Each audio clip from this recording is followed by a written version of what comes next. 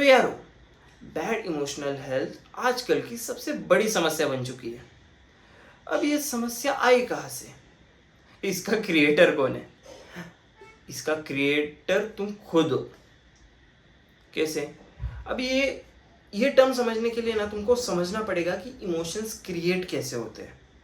आज के वीडियो में हम ना इन चीज़ों को बेसिक में समझेंगे। ओके, इस टॉपिक को हम डिटेल में नहीं समझेंगे।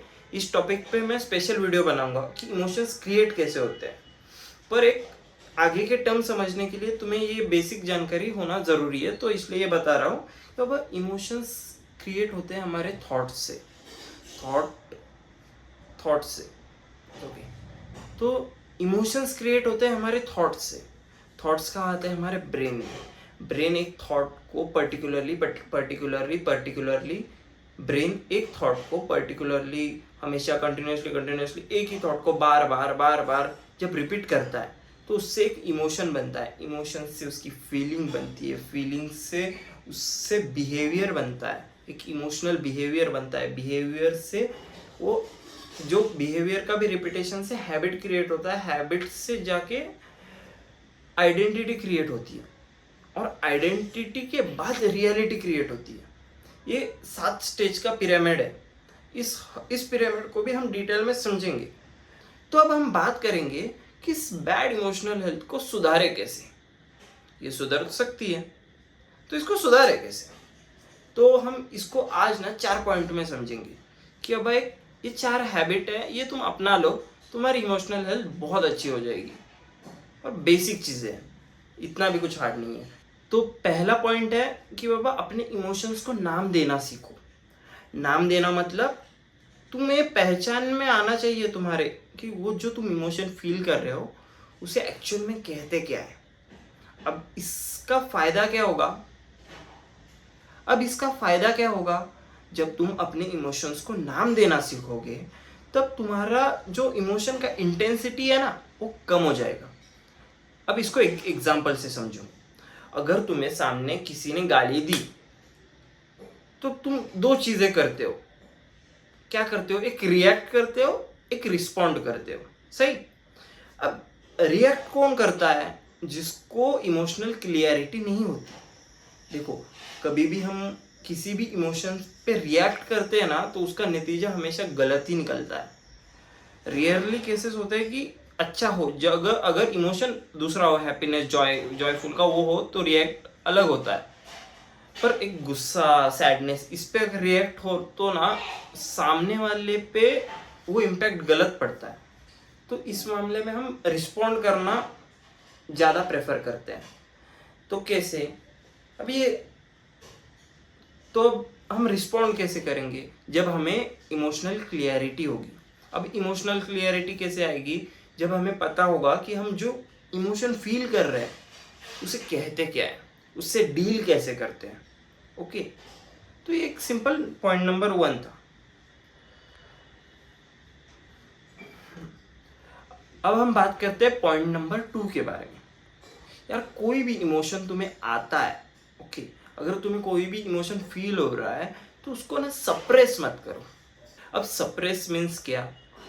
देखो, अगर कोई समझो तुम्हें रोना आ गया, कोई तुम्हें कुछ बोल दिया, या तुम्हारा ब्रेकअप हो गया, तुम्हारी जॉब चली गई, तुम्हें रिजेक्शन मिल गया, या कुछ भी तुम्हें लाइफ में प्रॉब्लम आया, तो तुम्हें रोना आ गया, या इट मीन्स सैडनेस आ गई, तुम्हारा मन कर गया कि मुझे रोना है।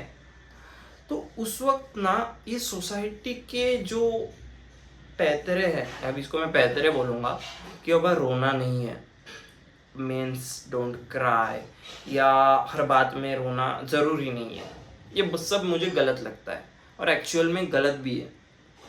अगर तुम्हें रोना आ रहा है तो तुम रो दो ना, तुम उसको सप्रेस क्यों कर रहे हो? क्योंकि तुम जितना उसको सप्रेस करोगे वो कभी ना बाहर आ ही जाएगा। अब इसको और एक एग्जांपल से समझे तो देखो, तुम्हारे पास एक गुब्बारा है।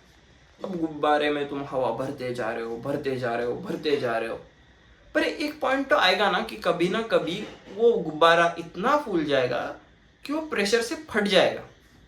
ऐसा इमोशंस का भी है कि अगर तुम इमोशन को सप्रेस करते रहे हो, करते जा रहे हो, एक ना एक टाइम आएगा कि वो इमोशन किसी ना किसी पे भी फट ही जाएगा, फिर बाद में तुम खुद ही रोते बैठोगे। तो अवॉइड करो कि इमोशंस को फ्लो करना सीखो, उस पर रिस्पॉन्ड करना सीखो, उसे फील करना सीखो। अब हम बात करते हैं पॉइंट नंबर 3 के बारे में। ये पॉइंट ना मेरा पर्सनली फेवरेट है, इसलिए मैंने ये ऐड किया। तुम लोग ना जर्नलिंग करना स्टार्ट कर दो। अब जर्नलिंग मीन्स क्या? तुम डेली चेक करो तुम क्या फील कर रहे हो, क्यों फील कर रहे हो, तुम्हें इस वक्त क्या चाहिए। अब इसको करे कैसे?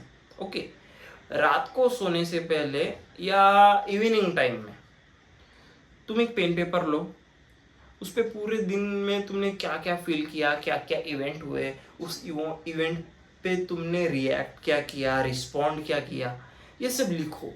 उससे क्या होगा, ब्रेन उस चीज़ को पकड़ के नहीं रखेगा। ओके, जब ब्रेन चीज़ें पकड़ता है ना तो वो इमोशंस को अपने आप क्रिएट करने लगता है, क्योंकि वो आदत बन गई है, सबकॉन्शियसली वो क्रिएट कर लेता है हर चीज़ें। तो जितना तुम लिखोगे ना अपने इमोशंस को, तुमने क्या फील किया, क्या रिएक्ट किया, क्या रिस्पॉन्ड किया, तो तुम्हारा इमोशनल बिहेवियर तुम्हें समझ में आएगा। उससे तुम बेटर और इमोशनल हेल्थ में अच्छे हो जाओगे। इमोशनल इंटेलिजेंस बोलते हैं, EQ, वो तुम्हारा बहुत हाई हो जाएगा। अब हम बात करते हैं पॉइंट नंबर 4 के बारे में। अभी पॉइंट नंबर 4 है ना, ये बहुत ज़्यादा इम्पोर्टेंट है। अब ये इम्पोर्टेंट क्यों है? तुम्हें कभी ऐसा हुआ है कि लोग तुम्हें कुछ भी बोल के चले गए और तुम सह गए? ओके, क्यों? क्योंकि तुम्हारी बाउंड्रीज है ना, इमोशनल बाउंड्रीज, वो क्लियर नहीं है, वो स्ट्रांग नहीं है। तुमने कभी अपने बाउंड्रीज पे ध्यान ही नहीं दिया कि मेरी ये इमोशनल बाउंड्रीज है। कोई भी हो, दोस्त हो, घर वाले हो, कुछ भी हो, एक अपने लिए ना एक इमोशनल बाउंड्री बना के रखो कि इस बाउंड्री के इस पार कोई नहीं आ सकता, ना घर वाले ना बाहर वाले। तो इससे तुम्हारा इमोशनल हेल्थ बहुत बेटर बन जाएगा, क्योंकि जब ये हम बाउंड्री बनाते हैं ना तो हम हमारे सेल्फ को प्रोटेक्ट करते हैं। सेल्फ प्रोटेक्ट करना मतलब खुद की रिस्पेक्ट करते हैं, और ये हमारे ब्रेन को सिग्नल जाता है कि बाबा ये मुझसे प्यार करता है, वो हमें वैल्यू फील करवाता है। ब्रेन को हम वैल्यू फील करवा रहे हैं तो वो उस हिसाब से रिस्पॉन्ड करता है। तो इससे हमारी ओवरऑल इमोशनल हेल्थ पे इतना अच्छा इम्पैक्ट पड़ता है ना कि यार तुम बस 1 महीना करके देखो ये चीज़ें, 1 महीना करके देखो, तुम खुद आके मुझे बोलोगे कि यार ये वर्थ इट था। तो आज की वीडियो में हम बस इतनी ही बातें करेंगे। बाकी के जो हम आने वाले वीडियोस है उस पे ना हम हर चीज़ पे डिटेल में जाके बात करेंगे।